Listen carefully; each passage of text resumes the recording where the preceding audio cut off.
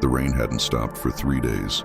It drummed on the windshield like impatient fingers, each drop heavier than the last. Daniel Reeves squinted through the blur of his wipers, the forest road twisting like something alive. He shouldn't have been out here. But his phone had buzzed with one final message before dying. "She's here." "Don't let her in!" The engine sputtered.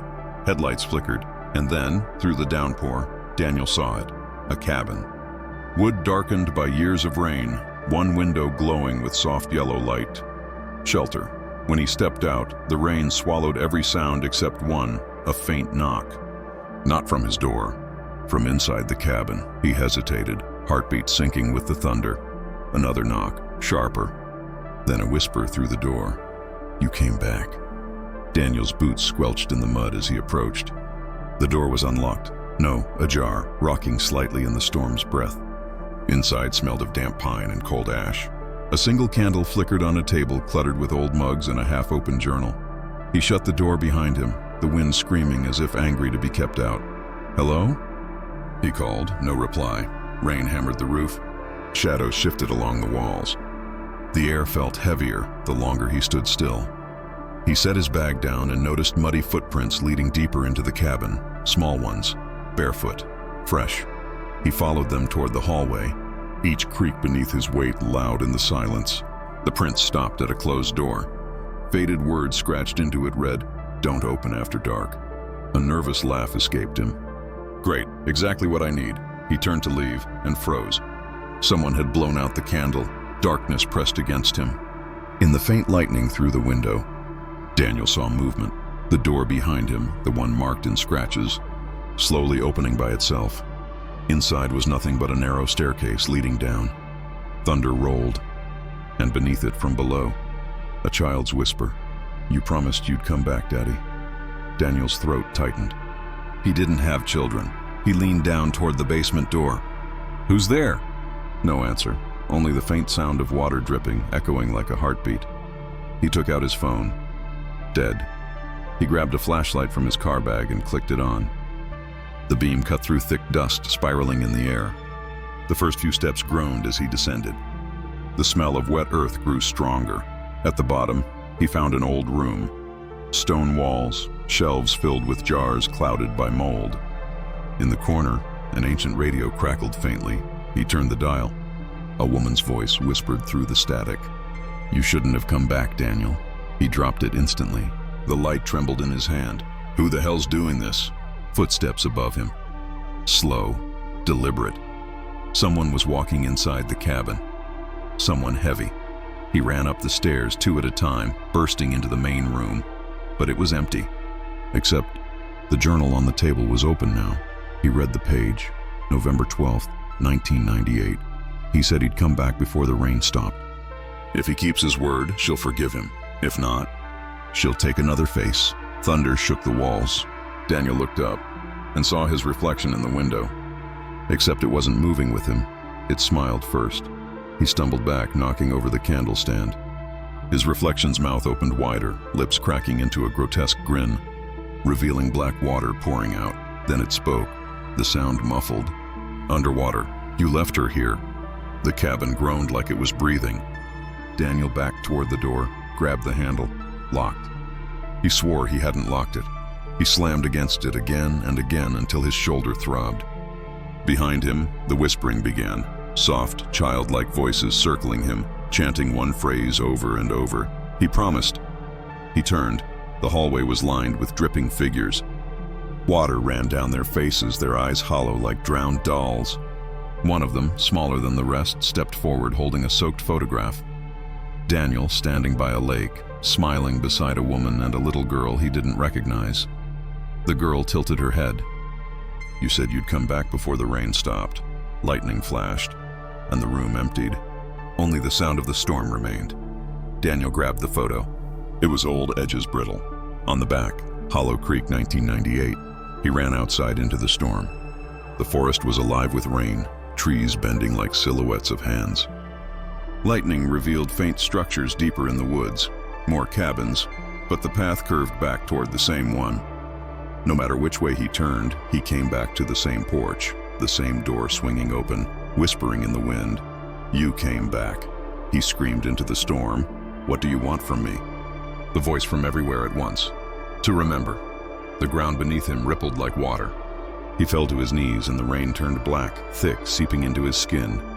He gasped as memories that weren't his flooded in. Driving through the woods years ago.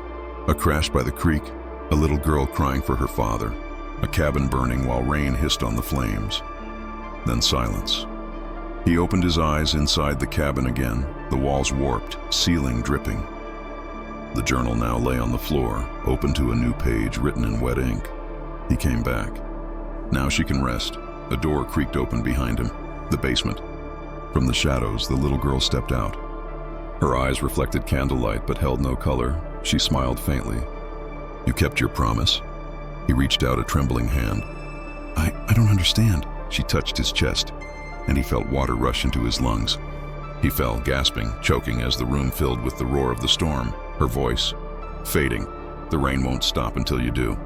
The candle blew out. Morning light broke through the gray clouds, soft and indifferent.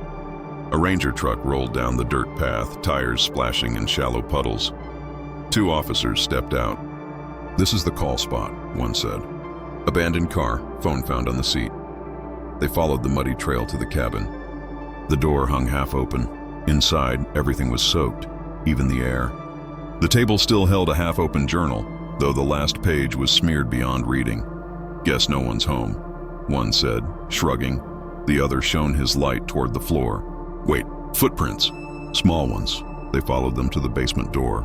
It stood open. The air smelled of cold water and rot. One officer peered down, frowning. "There's something in the corner," a photograph. It showed a man smiling beside a woman and a girl at a lake. The same image, except now, all 3 faces were blurred, as if washed away. The officer turned to speak, but the other one was staring at the window. A man stood outside in the rain, looking in. "Sir?" He called. No answer. He stepped closer to the window, but the man was gone. Only the sound of rain, heavy, endless. Rain devoured the mountain road, washing mud and gravel into dark streams that glowed beneath the headlights. Lena and Omar were lost. They'd been driving for 6 hours, chasing a booking that no longer existed. Cabin 12, Ridgewood Reserve. But every turn looked the same. No signs, no other cars, just rain and the endless woods. When the wipers faltered, they saw it ahead. A cabin, tall, thin, half hidden by pines. Its windows gleamed faintly, though no light shone inside. Finally, Lena muttered, "That must be it." They parked. The rain slowed to a whisper. As they stepped toward the porch, something strange caught their eyes. The front wall was perfectly smooth. No handle, no hinges, no door. Omar laughed nervously. "How the hell do you even get in?" Then a voice from inside said calmly, "You're already here." The voice froze them mid-step. It was soft, familiar, like someone speaking through a dream. "Did you hear that?" Lena whispered. Omar shone his phone light toward the wall. Wood panels slick with rain reflected his pale face back. No openings, no cracks. They circled the cabin. Every side was seamless, yet inside they heard faint movement, a chair sliding, footsteps pacing. "Maybe it's echoing, like from somewhere else," Omar said, his voice unsure. Lena pressed her ear to the wood. It was warm. She stepped back quickly. "It's..." Breathing, he gave a nervous laugh. "Come on, stop!" "It's just..." The cabin groaned. A low sound, like the exhale of something immense. Lightning flashed, and for an instant, Lena saw her own reflection in the wet wall. Only it blinked at her. She stumbled back, trembling. "Omar, we need to leave." But when they turned, their car was gone. Only empty road and rain. Panic surged. They ran toward where it should have been, but the path curved and vanished, replaced by endless trees. When they looked back, the cabin now had a door. Old, wooden, slightly open. Water dripped from the ceiling inside. Though the rain had stopped outside, Omar whispered, "Did it just appear?" Lena didn't answer. She was staring through the doorway. Something inside the cabin was moving, and it had her face. The double stood by the table, her expression hollow, eyes unfocused. She looked exactly like Lena, same soaked hair, same trembling hands, except her reflection didn't blink. Lena whispered, "Omar, that's you," he finished quietly. The other Lena turned her head slowly toward them. Then with a voice drained of all life said, "Close the door." Omar stepped back. "We're not—" "Close it," she repeated, louder now. Rain thundered again outside, though the clouds hadn't changed. The ground trembled beneath their feet. Lena, drawn by something beyond fear, stepped forward. Her reflection moved closer in perfect rhythm. They were only a few feet apart when the other one whispered, "You shouldn't have come back." Lena's flashlight flickered. For a heartbeat, the cabin changed. Its walls swollen with water, windows now mirrors, furniture submerged in a silent flood. Then everything was normal again. Omar grabbed her wrist. "We're leaving, now." They ran toward the open door, but the moment they crossed the threshold, they were outside again, staring at the same wall with no door. Rain poured harder. Lena turned, and the cabin was behind her again. Closer this time. "It's moving," she gasped. Omar's voice broke. "This doesn't make sense." A loud thud cut him off. Something was pounding inside the wall from the other side. Something desperate to get out. The sound followed them as they ran through the forest. Everywhere they turned, the same cabin stood waiting, shifting, reforming between trees, its walls glistening with rain and breath. They found shelter under a fallen pine. Lena's skin was ice cold. Her lips blue. Omar held her close. "We'll wait it out. The storm will stop." But the rain never lessened. In its rhythm, faint words began to form, not in their ears, but in their heads. "Stay inside. Stay inside." Hours passed, or minutes. Time melted into the sound of water. Omar woke to silence. The rain had stopped. He looked around. Lena was gone. "Lena?" His voice echoed too loud. The forest was still, the air thick, suffocating. He saw footprints leading toward the cabin, which now stood open, door swinging in the wind. Against all reason, he followed. Inside, it was dry. On the table lay two objects, his car keys and a small wooden box with his name carved into it. He opened it slowly. Inside was a single human tooth and a note. "You were supposed to close the door." He spun around. The door was gone again. Only solid wood. Omar slammed his fists against it. "Let me out!" The air grew heavy, pressing on his chest. The walls began to pulse, slow and rhythmic, like the cabin had a heartbeat. From the far corner he heard footsteps. Lena stepped into view, pale and dripping, her eyes empty. "Omar," she whispered. "I found the way out." She pointed toward the floor. A small trapdoor had appeared. "Down here," she said. He hesitated. "Where does it go?" She smiled faintly. "Home." The trapdoor creaked open on its own, revealing black water below. Omar backed away. "Lena, this isn't real," but she kept staring, expression calm. "You promised to stay with me." Her skin began to ripple, water running from her mouth. Her voice deepened, echoing like two people speaking at once. "Stay inside." He turned and ran for the wall, and it gave way. He fell into darkness, crashing into water colder than death. When he surfaced, he was inside the cabin again, but everything was reversed. The walls dripped upward. The table floated in midair. The door now opened to nowhere but rain. Lena stood in the doorway, smiling faintly. "We're home." A week later, rescue teams found a car abandoned at Ridgewood Reserve. Keys missing. Phones dead. The cabin they'd booked, Cabin 12, had burned down 10 years earlier. Locals told stories about it. They said the place was cursed, that it rebuilt itself in the rain, searching for those who left doors open behind them. Hikers claimed to hear knocking on trees during storms. One ranger once followed the sound and saw a cabin with no door standing in the mist. When he blinked, it was gone, but the rain started again.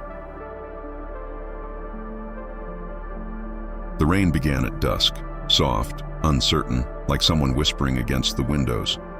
By nightfall, it was a deluge. Eliza Crane sat in the driver's seat of her rusted Jeep, wipers struggling to keep up, headlights slicing through a gray wall of water. She was following a rumor. Her brother Thomas had disappeared 3 months ago near Hollow Creek. The police found only his backpack, soaked and empty. But last week, a park ranger swore he saw someone who looked like him walking toward a cabin in the storm. So here she was, miles from the nearest town. Heart pounding, rain roaring so loud it drowned her thoughts. Through the downpour, she saw a flicker of light, a lantern swinging from a hook outside a small wooden cabin. she parked. The rain stopped as if someone had muted the world. When she stepped out, every drop around her hung motionless in the air. Frozen, she whispered, "Thomas?" And from inside the cabin, a voice that was almost his replied, "It's still raining in here." Eliza hesitated at the door. Rain hung in the air like glass beads, suspended mid-fall. The silence was unreal. Even her own breath sounded foreign. The cabin's wood was gray and slick, warped from years of storms. The lantern by the door burned steady, its flame never moving despite the windless air. She stepped inside. Instantly, the rain resumed, but only inside. Droplets fell from the ceiling in perfect rhythm, vanishing before they hit the floor. The place smelled of rust and wet earth. Jars lined every shelf, hundreds of them, each filled with rainwater. Labels marked with dates. A table stood in the center. On it lay a thick notebook, open to a page written in hurried script. Each storm brings a voice. Each jar holds a memory. "Don't open them, ever." "Eliza," she froze. The voice was behind her. When she turned, she saw her brother, pale, drenched, standing as if he'd been waiting there all along. "Thomas?" He smiled weakly. "You shouldn't have come." She stepped forward, trembling. "Where have you been?" "What happened?" He pointed to the shelves. "They remember the ones the rain takes." Eliza stared at the jars. Some were clear, others dark, almost black, as if filled with storm clouds. "Rain takes people?" she asked. Thomas nodded slowly. "Every drop has a memory. Every storm needs somewhere to put them." "That's what he does." "Who?" "The collector," she frowned. "You're not making sense." Thomas gestured toward the far wall. A shape sat there, slumped in a chair, face hidden under a wide-brimmed hat. Water streamed off his coat in silent waves, yet he never moved. "The rain collector. He keeps the storm contained," Thomas whispered, "until someone opens the wrong jar." Eliza's gaze drifted to a jar near the edge of the shelf. The label had her brother's name, Thomas Crane, 0714. The water inside shimmered faintly, pulsing like a heartbeat. Her breath caught. You're not really here." He looked at her sadly. "Not anymore." Lightning flashed, illuminating the collector's shadow stretching across the floor, impossibly long, touching every wall at once. Eliza backed away. "I'm leaving." Thomas reached for her. His hand passed through the air like mist. "If you leave, the storm follows. If you stay, it remembers." The words made no sense, yet felt like truth. The collector stirred. His head tilted slightly, water dripping from the brim of his hat. Beneath it, darkness rippled like deep water. Thomas's voice broke. "He's waking up." She stumbled back toward the door, but when she opened it, there was only water. Endless falling rain forming a vertical wall outside. She screamed, slamming it shut. Behind her, the jars began to tremble, vibrating against the shelves. One cracked, spilling black rain that hissed where it touched the wood. Thomas shouted, "Don't touch it!" The spilled water crept across the floor, shapes forming within it, outlines of faces, mouths moving soundlessly. The collector rose. Every droplet in the cabin froze midair again. The world held its breath. He turned toward her, the sound of thunder rolling inside his chest. In a low voice like breaking glass, he spoke. "You opened the storm." The cabin convulsed. Jars shattered in waves, each one releasing a fragment of something alive. Voices filled the air, hundreds, whispering, crying, laughing through rain. Eliza grabbed the notebook, shielding her face from shards of glass and water. Lightning flared inside the room, not outside. Thomas was fading. "He can't keep them all," he gasped. "You have to finish it." "How?" He pointed at the notebook. The last page glowed faintly, ink bleeding into the paper. "When the collector wakes, the rain remembers its first promise." She tore through the pages, sketches of the cabin, lists of storms, names written and crossed out. One note read, "If you hear your name in the rain, don't answer." The collector moved closer, each step echoing like waves crashing inside her head. His coat dripped rivers. His face, or what replaced it, was a swirling void of rain, shifting between every face she'd ever known. Thomas's voice echoed faintly. "He keeps us. Every storm, every memory. He needs containers." The realization hit her. The jars were people. Eliza grabbed one, hurling it against the wall. It burst. and a woman's scream filled the air before vanishing into silence. The collector raised his hand. Water rose from the floor, wrapping around her like cold fingers. She shouted, "Take me instead." The storm paused. He leaned close, voice deep and endless. "You already belong to me." Lightning consumed the cabin. When the storm finally stopped, dawn arrived gray and thin. Rangers found the cabin empty. No footprints, no signs of life. Only hundreds of jars, neatly arranged, each filled with clear water. One jar on the table bore a new label, Eliza Crane, 1015. Inside it, faint ripples moved as if disturbed by invisible rain. A ranger touched the glass and swore he heard someone whisper, "It's still raining in here."